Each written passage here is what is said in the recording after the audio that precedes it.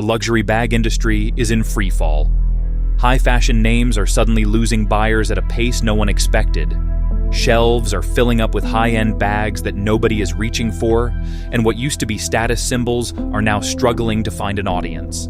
The market that once rewarded prestige and exclusivity is shifting, and these 9 brands are at the center of the storm. Some were icons that defined fashion for decades, others were the new sensations everyone wanted.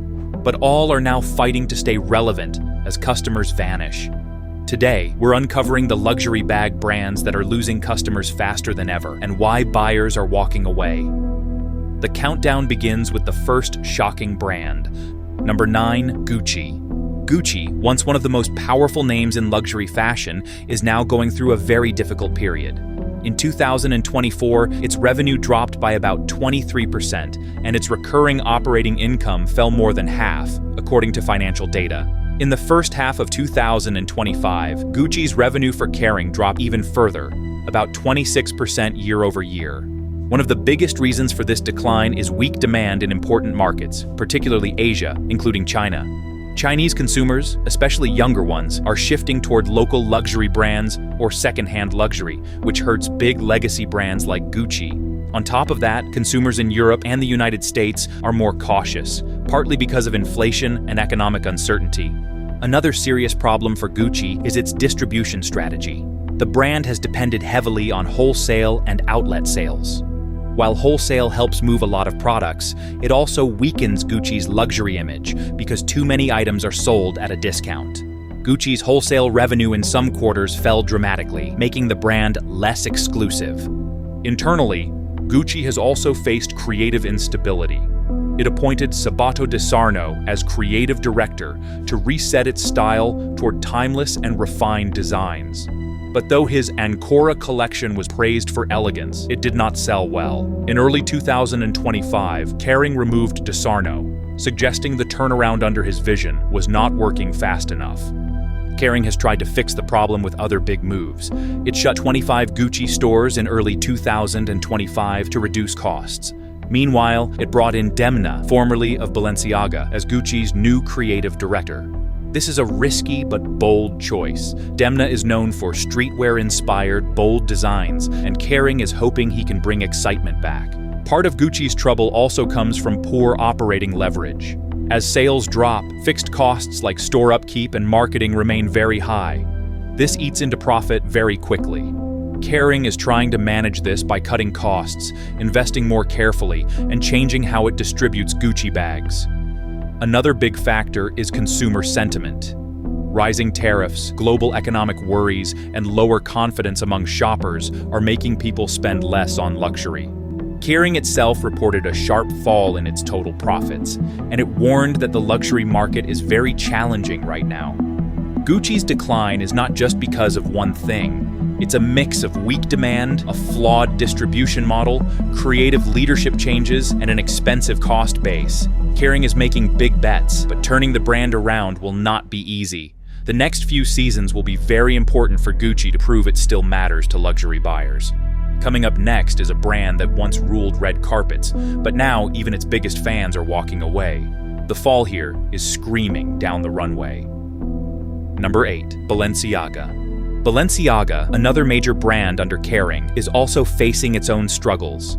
It is grouped under Kering's Other Houses division, and that whole segment's revenue has dropped. In the first half of 2025, it was reported that Other Houses made only 1.5 billion euros, down 15% compared to the previous year. The drop is serious and reflects deep challenges for Balenciaga, among others. A big part of Balenciaga's problem is the macroeconomic slowdown and weaker demand in many regions. While its retail business in North America held up relatively well, sales in Western Europe and Japan were much slower.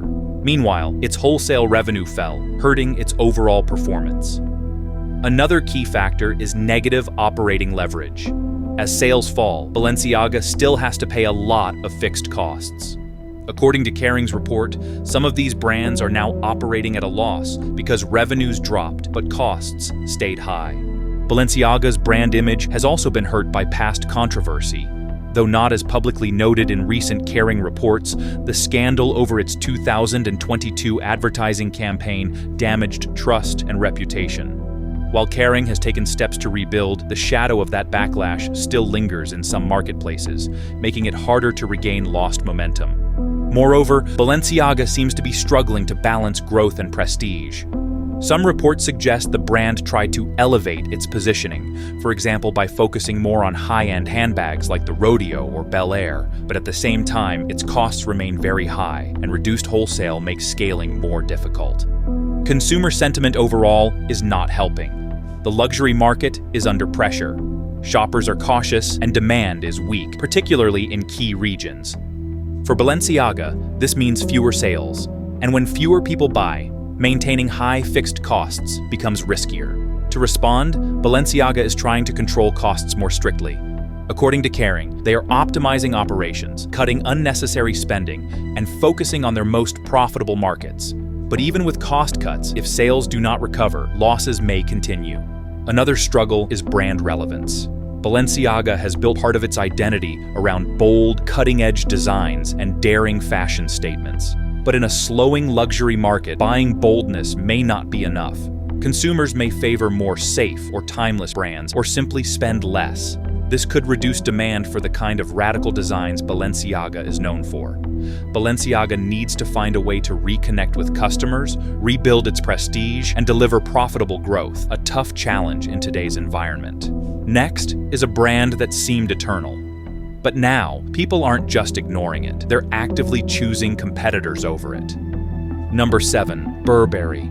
Burberry, the iconic British luxury brand known for its heritage check, has faced a very steep decline in recent years.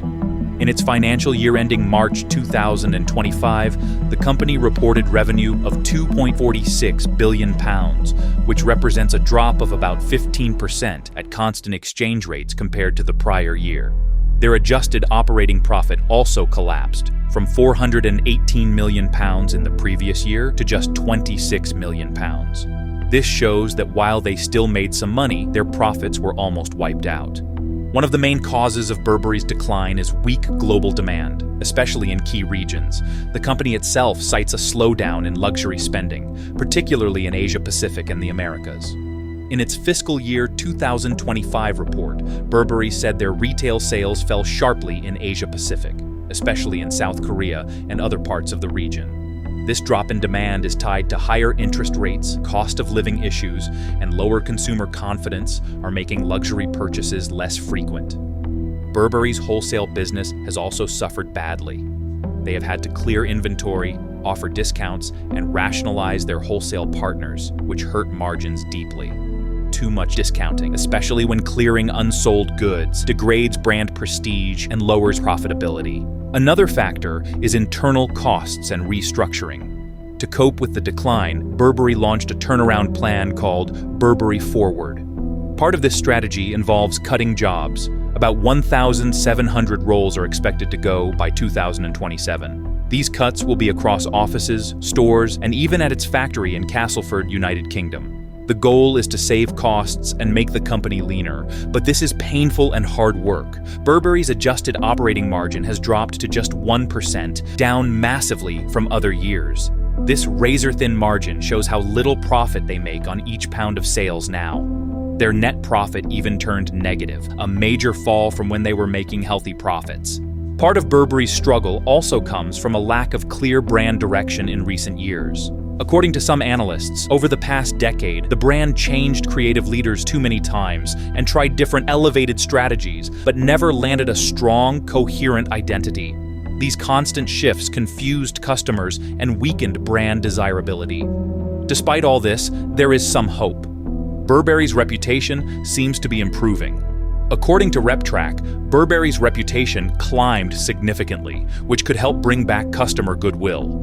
If they can restore their luxury desirability and execute their cost plan, they still have a chance. But it's a difficult road. Weak global demand, high costs, and a need to re-establish their core brand identity make this turnaround more complicated than simply cutting jobs or offering discounts. Number 6 is doing worse than struggling. The loyalty that held it up for years, gone in months. Number 6. Saint Laurent, YSL. Saint Laurent, also known as YSL, is another luxury brand that has been struggling under its parent company, Kering. According to recent reports, Saint Laurent's revenue fell 4% in 2023 and then dropped 9% in 2024. These are significant declines for a brand that once looked very strong and high potential. One of the main causes is a strategic repositioning by Kering. Saint Laurent has been reducing its wholesale distribution to make the brand more exclusive. While this might sound like a smart luxury move, the immediate effect has been a sharp drop in wholesale revenue, which used to be a big part of YSL's business. By limiting its wholesale reach, YSL is gambling that direct retail will compensate for lost volume. But so far, the losses are larger than the gains. Another problem for YSL is consumer demand weakness, especially under challenging macroeconomic conditions. It was reported that in 2024, lower store traffic and weaker consumer spending hurt sales across its directly operated stores. Real incomes are under pressure and shoppers are more cautious, which makes them less likely to splurge on luxury bags or leather goods. Saint Laurent's drop in wholesale revenue, combined with weaker retail volume, is putting pressure on its profit margins. According to Kering's financials, wholesale for YSL fell 35% in some quarters, while direct retail also dropped, though less dramatically. This mix is damaging. YSL is losing money where it used to make strong gains, and it is not yet fully replacing that with the more profitable direct distribution. Leadership changes have also added to the struggle.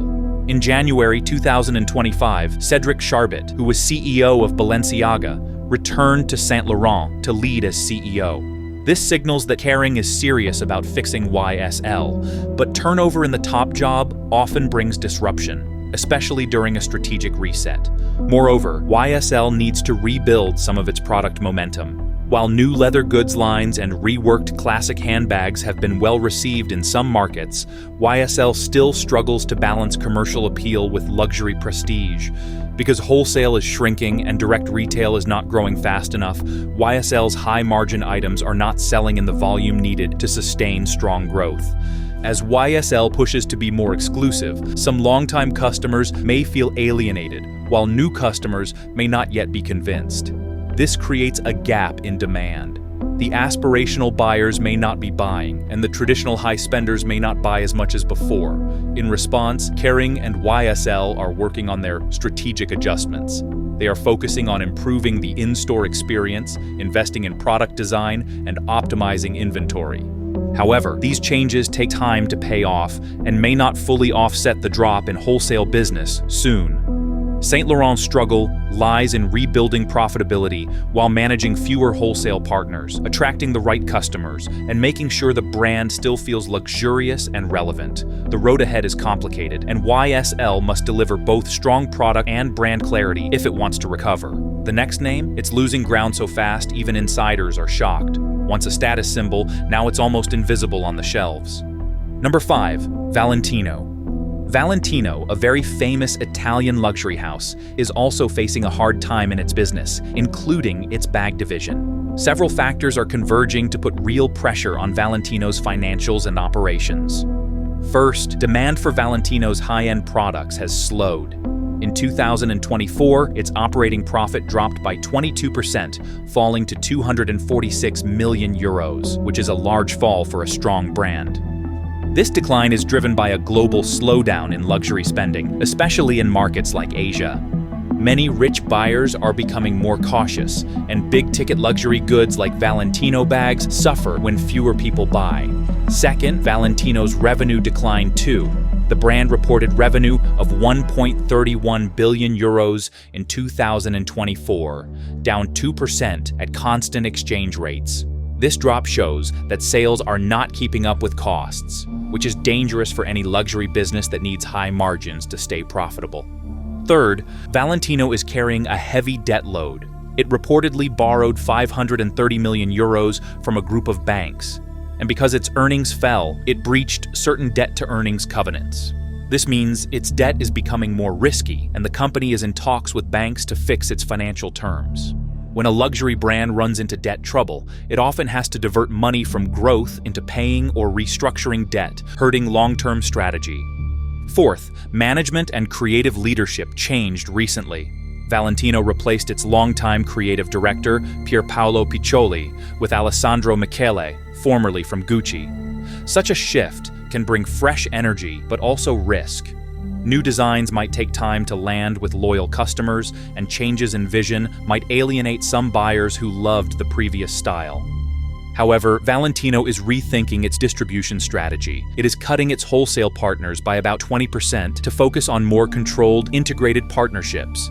This means fewer outlets, but stronger control over how the brand appears and how its products are sold. While this may improve brand image, it reduces wholesale volume, which currently contributes a lot to sales. The brand has also made big investments in its own stores. Some of its expenses in 2024 went into opening or running directly operated shops. These one-off costs, or non-recurring costs, hit profit, especially when sales are not growing strongly. Valentino's net debt is very large when you include leases. Its reported net debt is approximately $1.10 billion. Such a debt burden makes the business more fragile. If sales slip again, it could become harder to service debt and stay financially healthy. The company is navigating a very uncertain luxury market. Rising costs, trade tension, and slower growth in core markets make it hard to plan. For a high luxury brand like Valentino, balancing prestige and profitability in such a climate is very tricky. Valentino is struggling because of falling luxury demand, debt pressure, costly retail expansion, and leadership change. Its plan to reduce wholesale and push direct-to-consumer may help long-term, but in the near term, the financial strain is real. If Valentino cannot grow sales or cut its cost burden, it risks deeper losses. The brand must carefully manage its creative direction, its debt, and its sales channels in order to bounce back. Up next is a brand that used to be special. Today, shoppers scroll past it without a second glance. Number 4. Louis Vuitton. Louis Vuitton is perhaps the most iconic luxury bag brand in the world, but even it is feeling strong headwinds. In the first half of 2025, LVMH reported that its fashion and leather goods division dropped sharply, fueling concern because that division includes Louis Vuitton, which is central to LVMH's business. Forbes reported a 12% plunge in that segment in one quarter, a major warning sign. One of the core issues is weak consumer demand in Asia, especially China. LVMH has said that slower economic activity in China, combined with weaker spending by its wealthy and aspirational customers, has hurt sales of high-end leather goods, including Louis Vuitton's bags. When a big market like China cools, it hits hard because many buyers from there buy expensive Louis Vuitton items. In addition, inventory and production management have become challenging. According to reports, Louis Vuitton had to reduce production hours and slow down output to avoid building up too much inventory when demand fell. While that may preserve margins, it also reduces the number of new bags that reach stores when the market begins to recover, which could limit sales momentum. There is also increased competition, especially from newer, quiet luxury and contemporary leather goods brands. Analysts note that Louis Vuitton is feeling pressure from upstarts in the $700 to $200 price range who are appealing to younger or more value-conscious customers. These challengers may be less known, but their fresh appeal and price points are tempting some buyers away from the traditional high-tier LV. Moreover, LVMH must battle with brand-scale tension. Louis Vuitton is huge, and managing scale while preserving craftsmanship and exclusivity is difficult. When demand weakens, the overhead of its global network, stores, factories, marketing, weighs more heavily. The company must decide whether to make fewer but more exclusive pieces or scale to drive volume, and each choice has major risks. Consumer sentiment is also shifting in subtle ways. Some longtime buyers feel that new LV products are less exciting, and others are frustrated by frequent price increases. Online conversations show that a few customers believe product quality is slipping while prices keep going up. This kind of sentiment, even if not universal, can erode brand loyalty over time. Therefore, LVMH is investing in new production capacity, including a second United States factory, refreshing its creative approach and adjusting how it brings products to market. But recovering from a downturn of this size, especially in a core business like leather goods, is not easy. Even a giant like LV must work very hard now to reconnect with its customers, manage its global business, and find the right balance between exclusivity and scale. This next brand is gradually collapsing under its own weight. What used to sell out now gathers dust. Number 3. Michael Kors. Michael Kors was once a very popular fashion brand, known for its stylish handbags, watches, and clothes. But in recent years, it has faced serious trouble. One major cause of its decline is weak demand for luxury goods. Capri Holdings, the parent company of Michael Kors, said in 2025 that demand has slowed in both the Americas and Asia, hurting Kors' sales. In one quarter, the brand's revenue in Asia dropped by 27%, while sales in the Americas fell by about 10%. Another big problem is pricing mistakes. Over the past few years, Capri raised the prices of many Kors handbags and ready-to-wear items. But this backfired because many loyal customers found those new price points too high. To win them back, the company then had to heavily discount, which damaged the brand's image and made it less exclusive. That kind of up-then-down pricing confused buyers and hurt profits.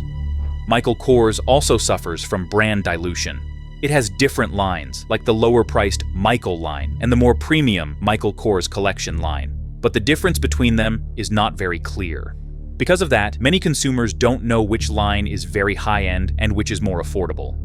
Frequent promotions and the presence of Kors in many stores further blur the luxury image.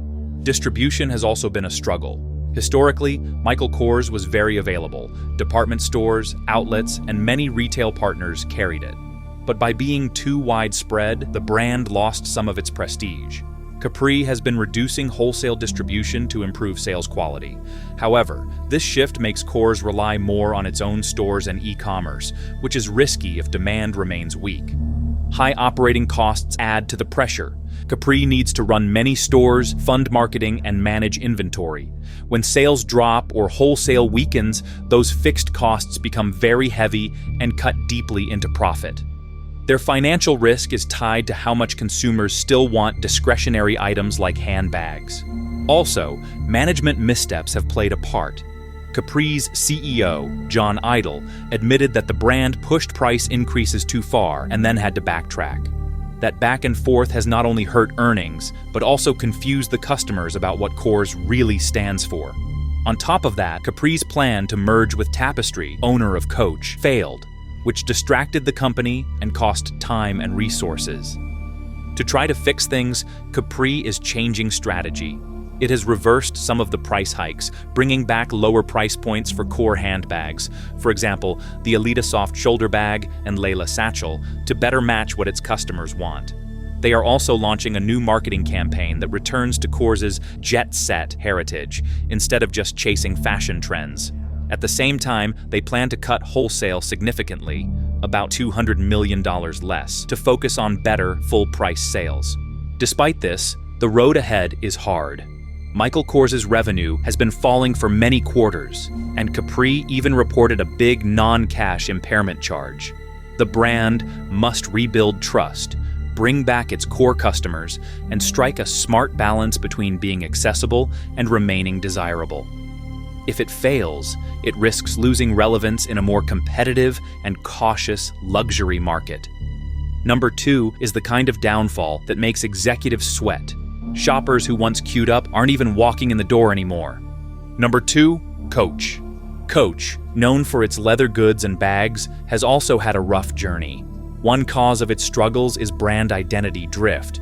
Over the years, Coach has tried to be accessible luxury, which means it is not ultra-high-end, but not cheap either.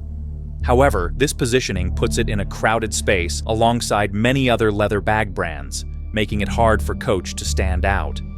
Another issue is consumer trust and discounting practices. Some customers say that Coach's sales are not always real discounts.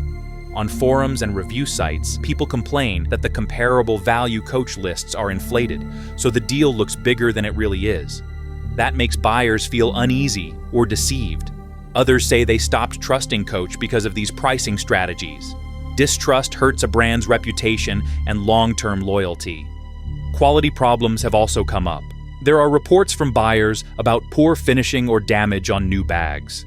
Some people say leather peels off after light use, which is very disappointing when a bag is supposed to last many years. When quality falls, loyal customers may decide not to buy again, hurting the brand's long-term strength. Coach's over-reliance on outlets and heavy promotional sales in the past weakened its image.